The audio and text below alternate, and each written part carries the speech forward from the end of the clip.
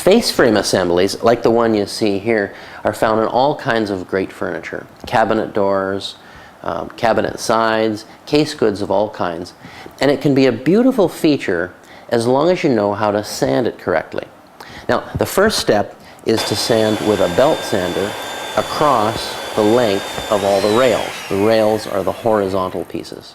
Now, don't worry that your belt sander is going to extend beyond the ends of the rails and scratch the stiles. That's normal, and we'll get rid of those cross-grain scratches in the next step. I prefer a 100 grit belt for this kind of use. You don't need to go any finer, you don't need to go any coarser. After you've sanded the rails so that the joints between the rail and the stile is smooth, then turn your sander 90 degrees and sand along the entire length of the stiles. Just make sure that you don't move the sander over too far and scratch the ends of the rails, which you've just sanded. You want to remove the cross-grain scratches that you did initially on the stiles, leveling these parts along their whole length in preparation for the final step.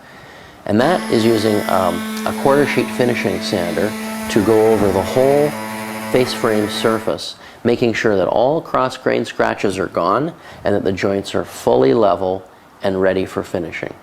You do that and you'll have an excellent face frame. Now, one more thing. As you're sanding with the belt sander, be very careful to keep it level.